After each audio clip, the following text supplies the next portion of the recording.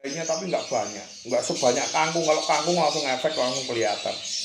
Tapi yang utama testosteron itu sebenarnya bukan saya mau lariin ke birahi.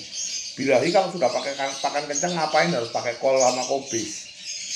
Itu kan kalau ngomongin yang diambil dari efeknya kubis sama kol itu satu.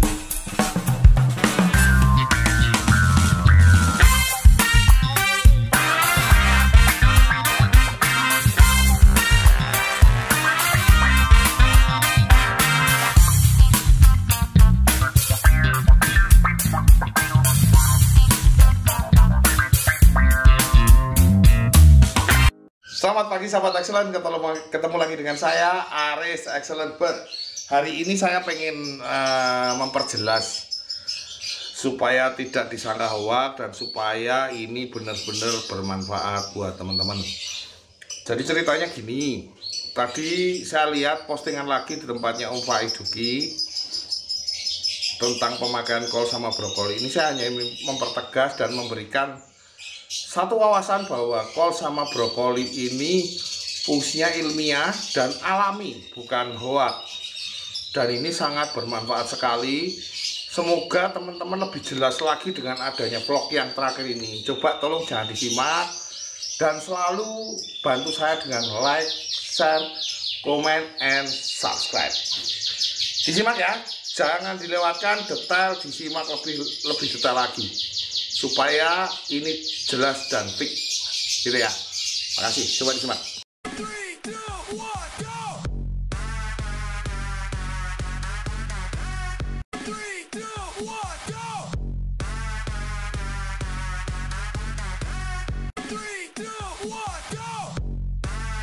Sudah disimak ya tadi fungsi kopi sama brokoli.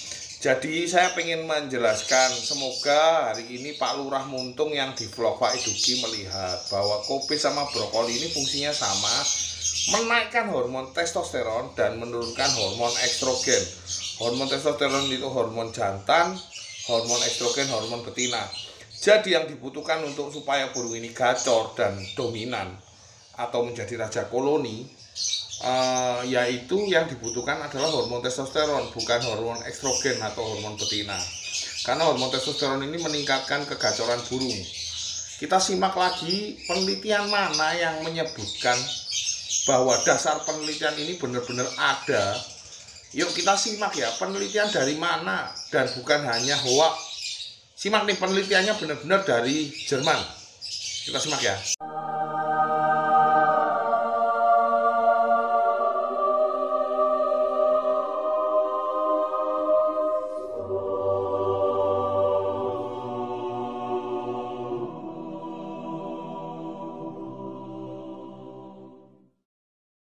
Ya, udah dilihat ya. Jadi itu benar-benar penelitian dasarnya, bukan hoax. Jadi penelitian ini dari Jerman,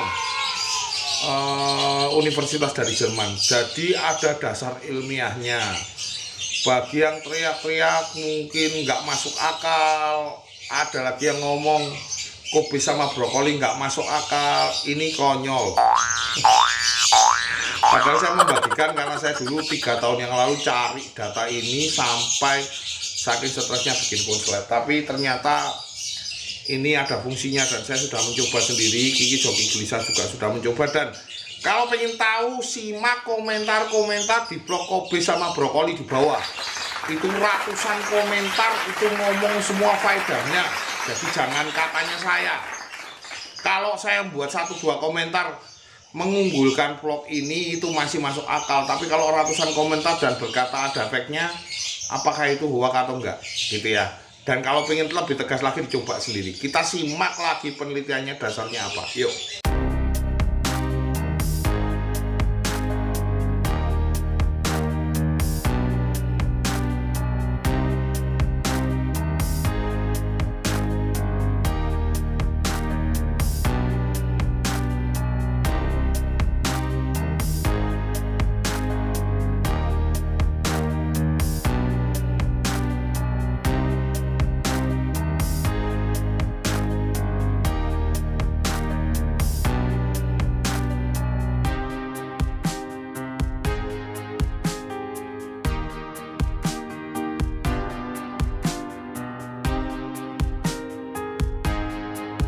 udah disimak bahwa hormon testosteron itu berpengaruh besar pada kicauan burung.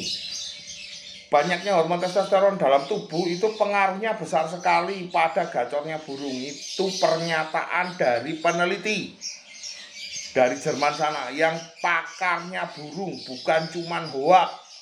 Jadi kalau yang bilang hoak ini konyol banget gitu ya. Dan kita simak dulu 5 fungsi testosteron dalam tubuh itu apa? Kenapa kok saya memilih kol dan brokoli dalam processing konslet? Dan saya pakai sendiri, bukan cuman katanya atau hanya cuman iseng kita buat vlog, cuman mau cari sensasi. Kita simak lagi ya, lebih detail lagi. 5 fungsi hormon testosteron apa saja? Coba diikuti, disimak detail, jangan di skip. Ada 5 fungsinya.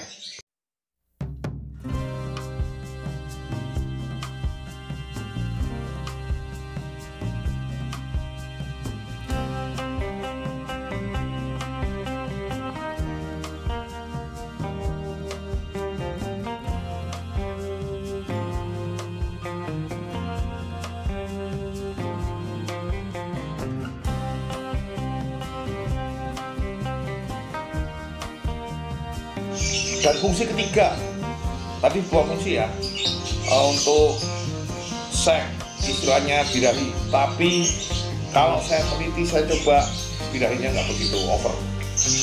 Jadi untuk burung yang sudah birahi pun tidak ada masalah di kol sama brokoli, jadi nggak usah takut-takut. Yang kedua untuk pertumbuhan otot dan tulang.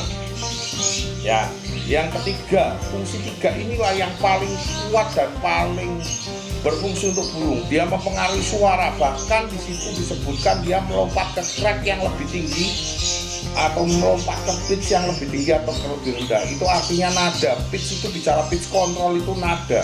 Itu bicara minor. Jadi minor itu ada dasarnya di penelitian ini pun sampai disebutkan. Apa kurang jelas istilahnya? Semua itu berpengaruh dari hormon testosteron yang ada. Jadi sangat penting sekali sebenarnya kalau yang mau betul-betul open mindset. Coba disimak lagi.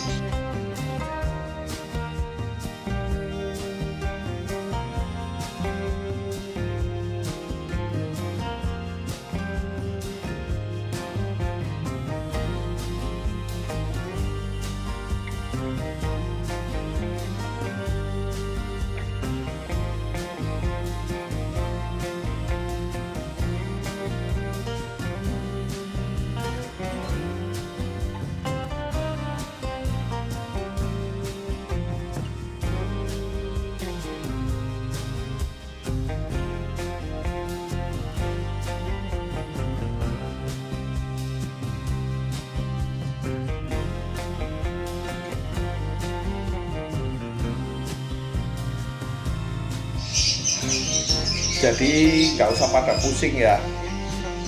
Wong pakai kangkung aja, pakai jagung, pakai timun aja nggak ada masalah. Kenapa ketika saya pakai statement dan ini ada dasarnya kok dijadikan masalah? Statement masalah kopis dan brokoli. Apa masalahnya gitu loh? Mereka pakai kangkung nggak ada dasar ilmiahnya, nggak disebutkan di situ dasarnya apa, fungsinya apa, nggak ada. Pakai jagung juga nggak disebutin dasar ilmiahnya, tanpa penelitian yang jelas juga nggak ada. Nyatanya dipakai labet, dipakai pemain labet, bahkan hampir semua pakai jagung. Pakai kangkung untuk paut, untuk betina atau untuk apa juga tetap dipakai. Dan juga yang pakai apa timun juga ada. Mereka nggak pakai dasar ilmiah tuh, nggak ribut, nggak ada yang bilang anu, karena mereka sudah terbiasa. Cuman ketika saya sodori kol sama brokoli, banyak sekali yang geger. Apa karena takut malah ini malah jadi membongkar sesuatu? Saya nggak tahu kenapa. Saya membagikan ini kembali dan ini lebih detail, lebih jelas karena saya fokus kepada fungsinya. Tujuannya supaya teman-teman nggak bingung, teman-teman nggak istilahnya nggak ragu pakai kol sama brokoli. Efek sampingnya apa? Wong jelas ini alami. Kalau bicara efek samping jagung, ada efek sampingnya gemuk katanya kan gitu kan, kata Pak Lurah Muntung. Kangkung ada efek sampingnya birahi. Loh, kalau bicara birahi aja, kol sama kangkung itu jauh banget. Birahinya tinggian kol, tinggian kangkung gitu loh. Jadi apa masalahnya gitu loh. Kalau bicara tingkat keasaman, enggak lah, saya pakai juga nyatanya nggak ada masalah. Nah ini semoga sudah memperjelas Pak Lurah Muntung bahwa brokoli sama kol ini hebatnya satu, kenapa saya pilih dua sayur ini yang mengandung hormon testosteron. Dia justru menekan hormon estrogen, hormon betina. Walaupun dipakai untuk betina, jadi dia menjadi dominan. Betina ini bisa menjadi dominan atau raja koloni, itu yang paling penting. Jadi kol sama brokoli ini nggak cuma ngomongin kegacoran, 5 fungsi tadi ya, contohnya satu tadi untuk ngomongin birahi, yang kedua untuk otot dan tulang, ini kan fungsinya bagus banget. Yang ketiga, terutama yang ketiga ini untuk suara, ngomongin minor segala macam. Yang keempat ini bicara tadi suasana hati dan empat dan kelima ini suasana hati dan energi. Seger bulunya, jadi ada energi di situ di kol sama brokoli. Udah lengkap loh sebenarnya saya bagikan. Terus ada yang tanya lagi masalah pemakaian, saya kembalikan.